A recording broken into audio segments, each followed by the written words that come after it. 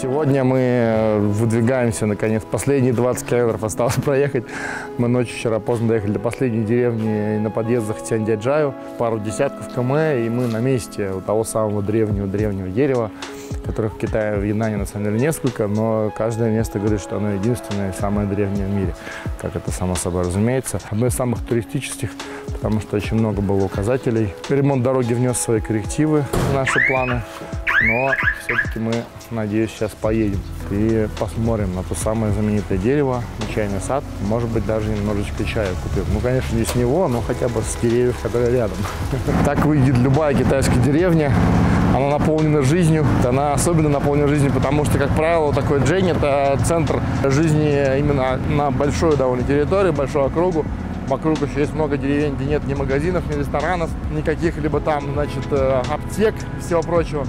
Поэтому здесь сюда съезжают абсолютно все жители округи для того, чтобы приобрести какие-то нужные товары, еще что-нибудь. Ну и постоянная стройка. Китайцы всегда строят. 20 километров превратились в результате в немножко большее количество километров. И последний участок дороги — это такая гравийка вдоль обрыва. В целом проезжабельная, но так, с очень большой осторожностью, как говорится. Мы сейчас уже приближаемся к древнему чайному дереву. Еще по дороге сказали, что нам, оказывается, пешочком надо будет пройти пару-тройку часов.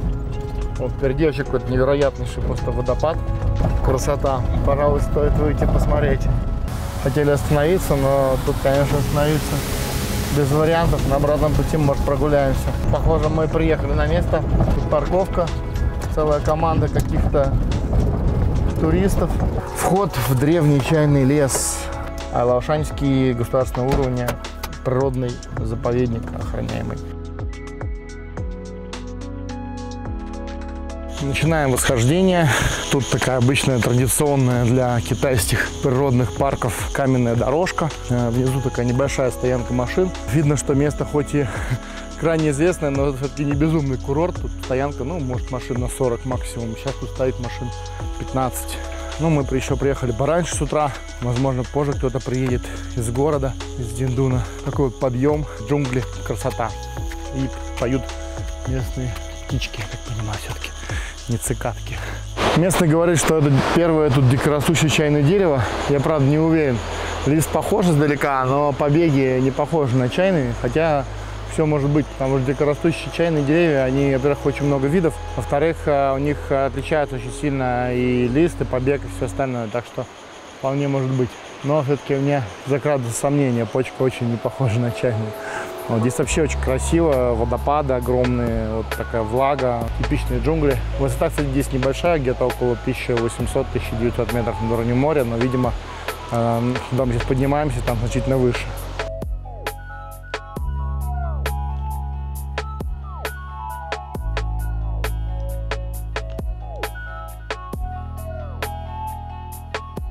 Кстати, похоже, дорожку сделали достаточно давно, потому что тут очень много попадало больших деревьев и разломало эти перила. Никто это особо не чинит. В этом месте одновременно такая своя прелесть. Когда ты понимаешь, что хоть это вроде место и известное, но не настолько прям. Сильно облагороженное означает сразу миллионы туристов, огромные толпы, все вытоптано. Нет ощущения дикого леса. Здесь, слава богу, это ощущение есть в полной мере, несмотря на вроде бы проложенную тропу.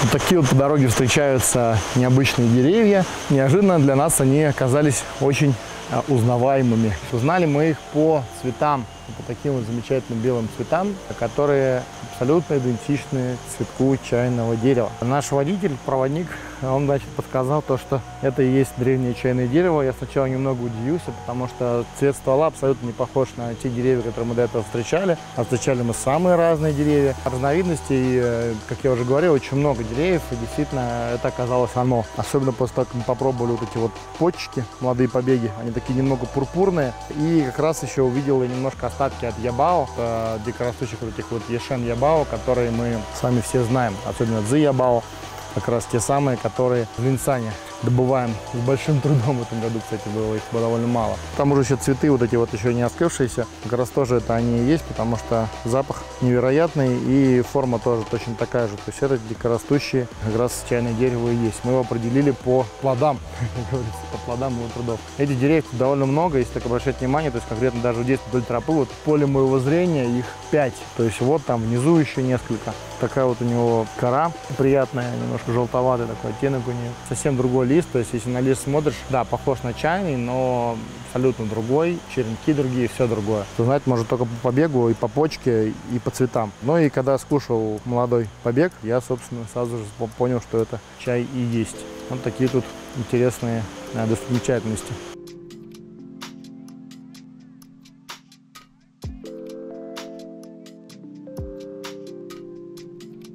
Поднялись немного выше, здесь два огромных просто чайных дерева. Не знаю, у меня все-таки все заказывают сомнения, неужели это все чайное дерево. Но, видимо, похоже, что оно, судя по количеству тех самых знакомых нам побегов. И тут их реально очень много. И тут открывается такой очень большой вид, красивый на водопад. Подошло два местных китайца. Естественно, соблюли ритуал, с каждым из них надо обязательно сфоткаться. Видно, что ограждение есть, но это никого не останавливает.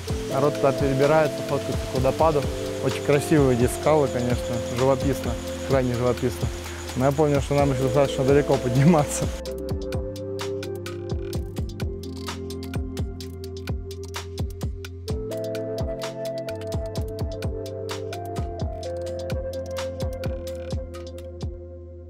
Развеяла все наши сомнения вот эта вот замечательная табличка.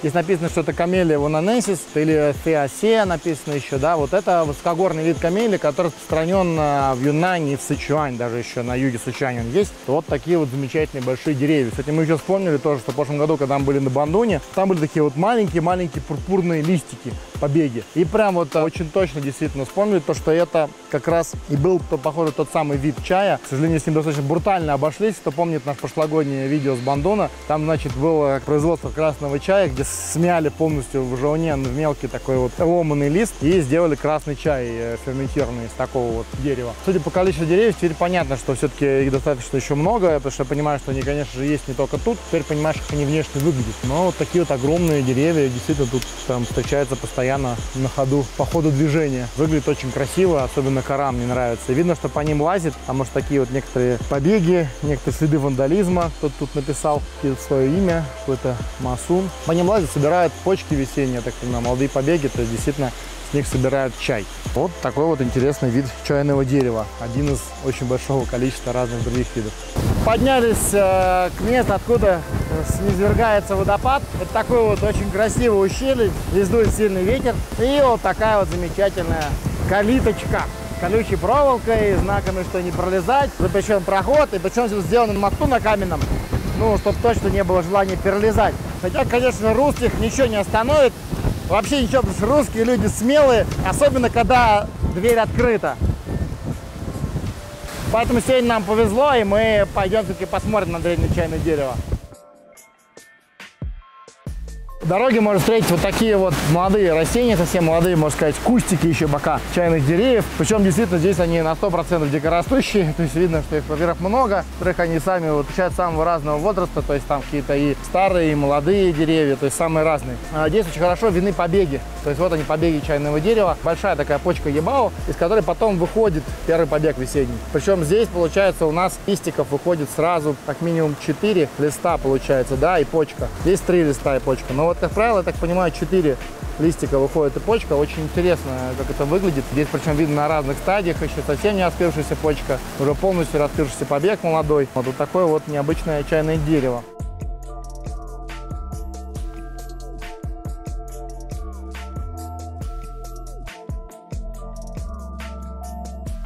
А вот это дерево, сорт дерева называется хуншанча или дерево Красной горы. Это на самом деле такое народное название.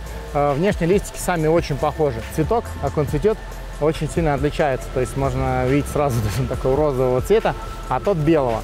Говорят, что именно с этого дерева чай не очень хорошо делать. Хотя на самом деле я не знаю, то есть возможно, что и делают. Интересная его особенность это то, что вот я тоже обратил внимание, скрывается 5 листиков внутри почка. Да, я, кажется, подобно читал про подобные сорта дерева, не знаю именно про это или нет. Не знаю конкретно сейчас ботанического названия, потом надо будет уточнить. Местные, как говорю, называют его хун-шанча, чай Красной горы. И вот такой необычный у него побег и цветок. Тоже вот дикорастущий чайный куст. Растет, кстати, на обрыве. Тут пролез немножечко за оградку под присмотром друзей. Что только не сделаешь ради искусства. И тут, кстати, таких кустов довольно много. То есть видно, что они туда дальше растут по склону. Но тоже дикорастущий вид чайного дерева. Вот это вот огромное дерево за моей спиной. Это тоже, да, хуаншанча. Большое красное чайное горное дерево. Замечательное растение. Даже действительно огромное дерево. Все покрытое мхом.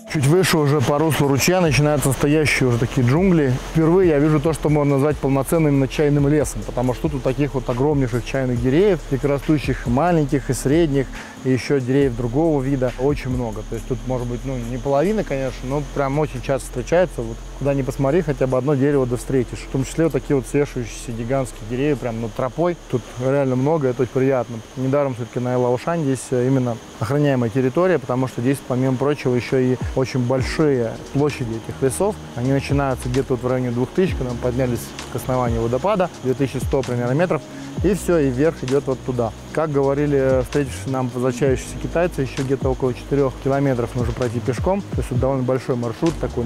В принципе, туда-обратно, если еще остаться остановкой, ну, в общем-то, на целый день получится, скорее всего, у нас.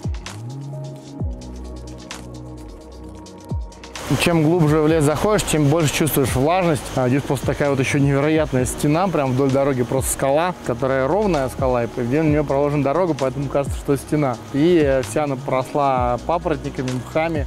И вся влажная, по ней прям стекают просто ручьи. То есть невероятная, на самом деле, атмосфера.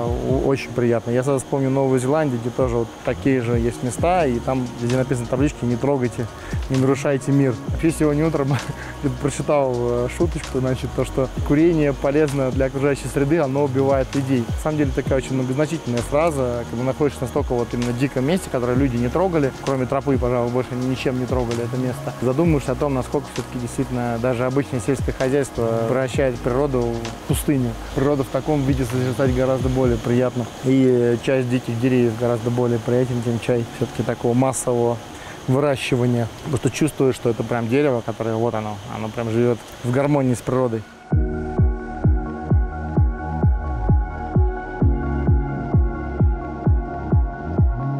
В таких местах особо задумываешься о природе вообще и о том, насколько же здесь хорошо, то даже хочется прекратить задумываться о чем-либо. То есть реально живой лес, ты так куда-нибудь замираешь, просто чувствуешь себя единым целым с этим всем. Это невероятно. Мне на самом деле очень повезло, то, что я детство провел тоже, в общем-то, в лесу, в Карелии, вдалеке от какой-то большой цивилизации, больше часть времени жил. Поэтому меня к таким местам всегда как-то физически тянет. И уходить из них абсолютно не хочется. Когда вспоминаешь города, да даже местные деревни по сравнению с этим, это город. Невероятная вещь. Только что мне наш водитель показал еще один сорт дерева. Он называет его просто цинча. Я так подразумеваю, что это уже ближе к дэйджунам что-то. Хотя на самом деле лист трогаешь, вообще не похожи на махайские дэйджуны. Вот почки тоже. То есть это уже получается третий сорт чайного дерева. Только если говорить те, которые мы сейчас встретили непосредственно. Вот так оно выглядит. Очень уже знакомый такой вкус. Почка сначала немножко горькая, а потом выдает такое сладкое послевкусие. Невероятно. Вот это вот тоже гушуча, хотя дерево и молодое. Вот, но вкус как у гушуча настоящего.